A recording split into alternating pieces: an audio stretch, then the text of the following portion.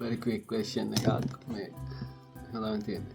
මගේ දුවගේ science teacher මගෙන් මේ ප්‍රශ්නය ආවා. What are the pros and cons you find in life in SL and abroad, the view of our children? This is one of my friends' reply. What she was saying is, family is everything. This is her words actually. In Sri Lanka, now we have our grandparents, aunties, uncles, cousins, all close by. The support system, it's invaluable. If you get sick, if you need help, someone is always there. This is very important. The family is everything. Yeah, agreed. The relationships, everything in life. And if you think about the biggest research, the relationship matters for good life.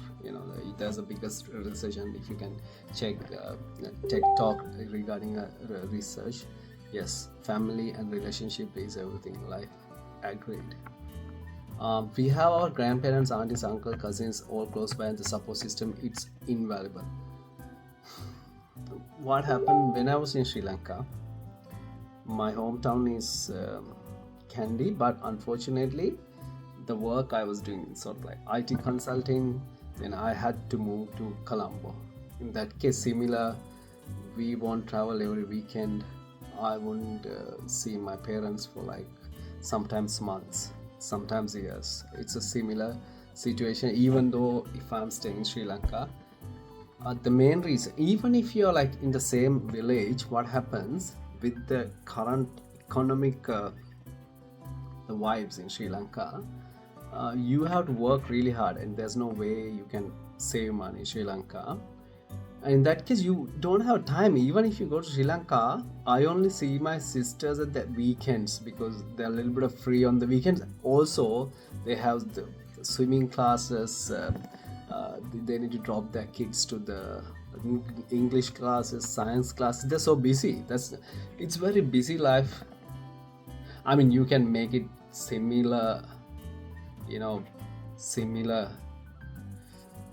non-stop work in Australia as well, but it's very busy life. Even if you're in the same village, I don't see that we will be having enough time to stay with the parents and the sister.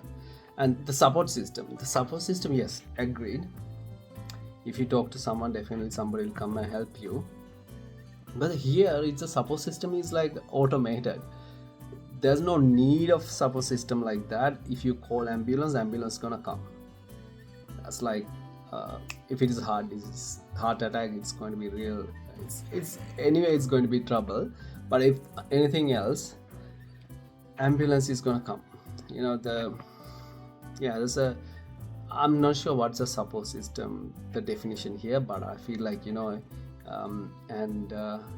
the other support system, I would say, if you have like your kids, they want to reach someone too, then normally what happens, like you have sort of like a friend circle. It's similar to Sri Lanka because Sri Lankan community is always with the Sri Lankan community in Australia as well. You have the kids, you have your friends, then they can reach out to them as well. If you have a proper communications in place, and you have good friendships, not partying or the drinking together or not like that, but the sort of friendships, definitely you can create that support system you had with the relatives, with the friends here. The definition different between relatives and the friends are the friends that you choose, that you like, people you like, you have in your circle, yeah. But the relatives, sometimes you don't like them. Even though you don't like them, they're there. I think if I had to choose, I would choose friends over relatives, because the friends that you chose, yeah. If we get sick, if we need help, someone is always there, yeah. If we get sick, you don't need to worry. In Australia, it's all good. Our culture, traditions, they are precious. We learn our roots, the values, the respect.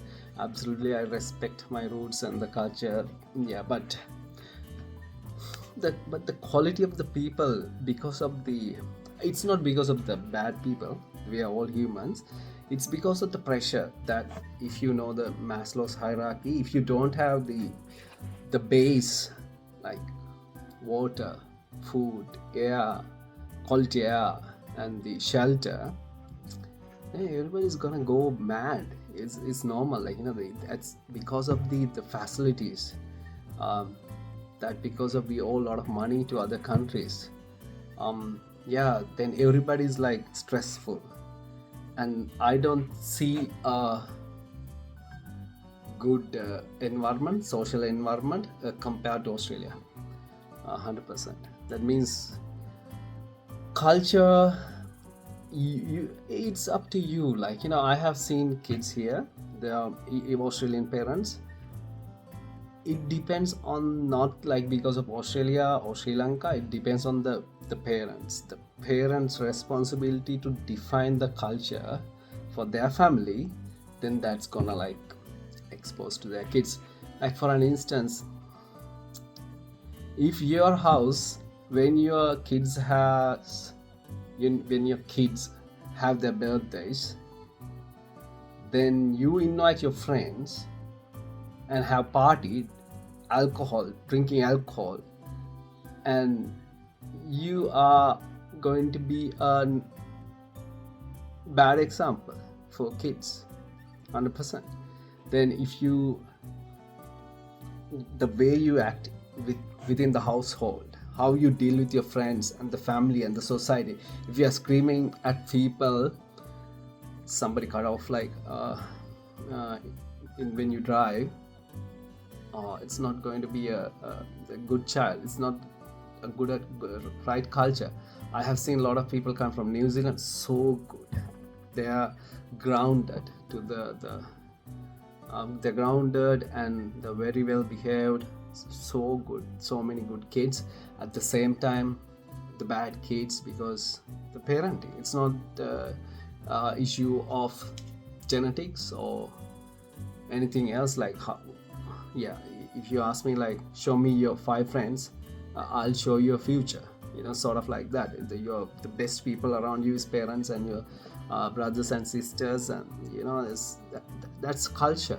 Regardless of where you are, if your parenting is good and you're having a good support to your kids, I don't think that Sri Lanka has a better culture than Australia.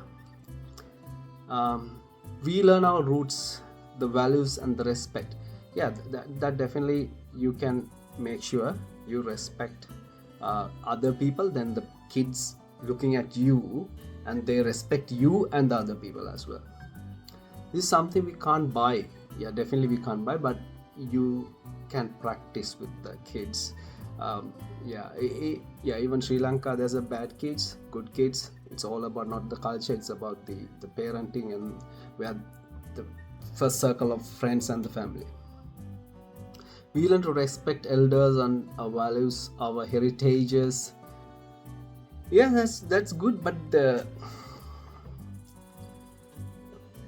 that's fine, but it doesn't mean, like, having a good life.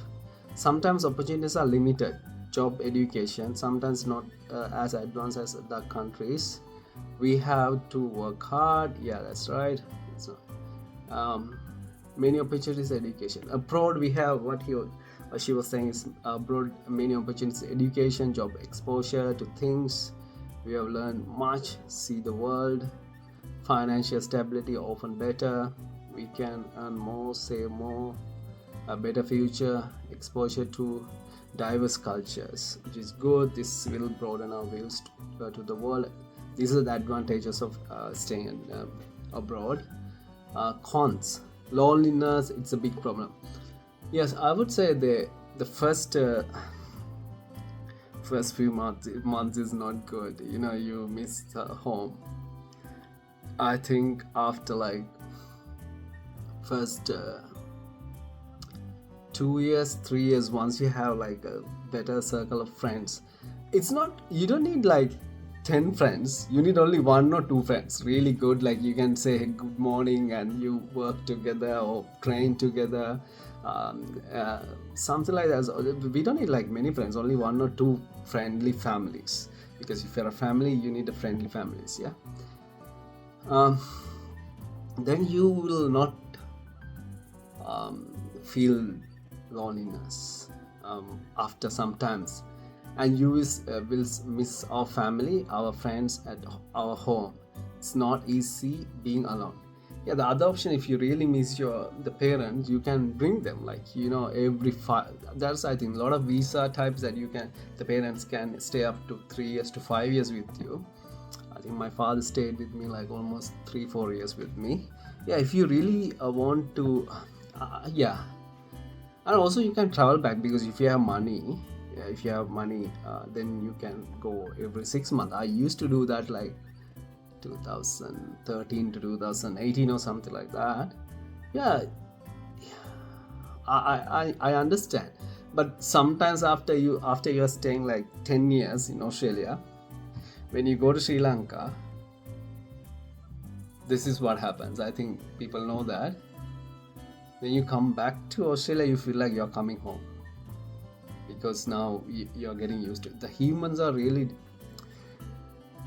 yeah, adaptation was really good. The humans' adaptation to the environments and the way the environment is, they're gonna be quickly adapt based on the situation. The other con is about the living abroad. Different cultures, different rules. We have to adapt, and sometimes it's very difficult. We can lose some of the cultural identity.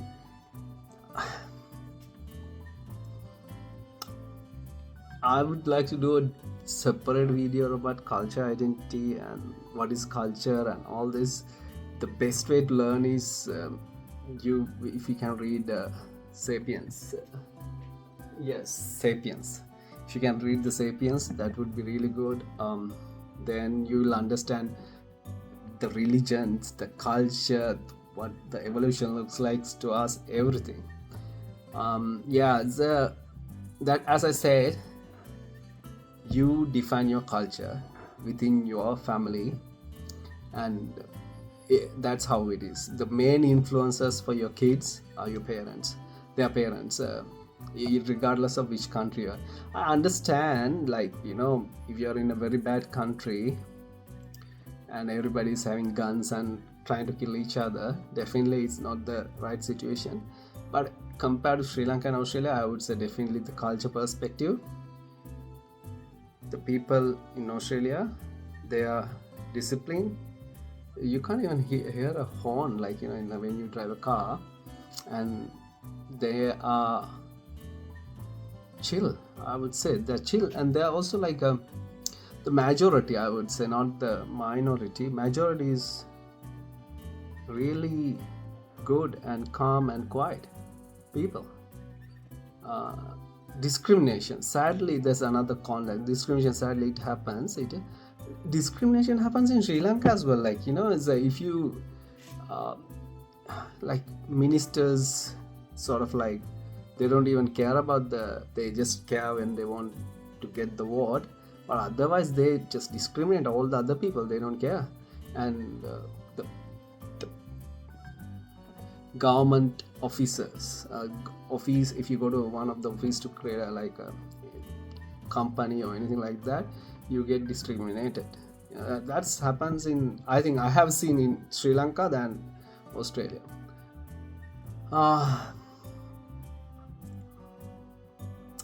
Yeah, I don't see any issues that anyone come from Sri Lanka to Australia and they're gonna feel very bad and difficult. I would say, if you are a parent, if you really want to do this, do it.